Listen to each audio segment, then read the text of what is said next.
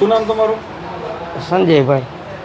આજે તમારી મારામારીની ઘટના થઈ છે, અત્યારે તમે સિવિલ હોસ્પિટલ એડમિટ થયા છો, શું આખી ઘટના હતી? હાથ ઉછીના પહેલાં પૈસા લીધેલા હતા થોડાક ટાઈમ પહેલાં, ને પછી મેં એને કીધું, મેં કીધું ભાઈ તને પૈસા આપી દેવા છે કીધું, પણ મારે સગવડ હમણાં થઈ જાય એટલે આપી દઈશ.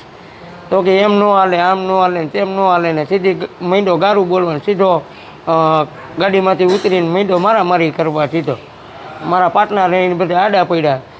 ગાડીમાં પરાયણે ધક્કો મારીને મને કહે બે જ્યાં અત્યારે કે તારું મર્ડર કરી નાખવું હોય, અને ગાડીમાં ધક્કો મારીને મને આ બેહારવાની પૂરી ટ્રાય કરી. હું ગાડીમાં બેઠો નહીં, પણ મને કહે જેને જે કરવું હોય ને કરી લે. પહેલાં મને હારીપટ માર્યો એટલે પછી ગાડીમાં ધક્કો મારીને અંદર બેહારવા કરતા હતા. પછી હું નો અંદર બેઠો, પછી અહીંયાથી પછી સીધા એ વયા ગયા. અહીંયા એ બે જણા હતા, એક હામદભાઈ કરીને હતા અને એક આ ભાવેશ હતો.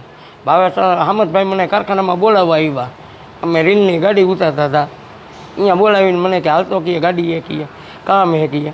અહીંયા કણે મેં કીધું હાલો હું આવું, બીજું શું. મેં કીધું હાલો આપણે ચા પાણી પીએ. તો કંઈ ચા પાણી કાંઈ નથી પીવાના, સીધી મા બેન અમાણીને ચા ભાન એવી સીધું માંડ્યા ગારું બોલવા.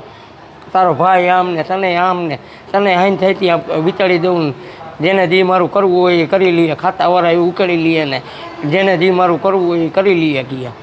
આજે હાઈન થઈને ત્યાં કે તારા ઘરે આવીને કે હજી કે અત્યારે ના આટલો માર્યો હોય, હાઈન જે તારી ઘરે આવીને તારા બાળી છોકરાને બધાને મારું કી. તો મેં કીધું આવજે કીધું. અત્યારે તમે પોલીસ ફરિયાદ નોંધાવી છે કે?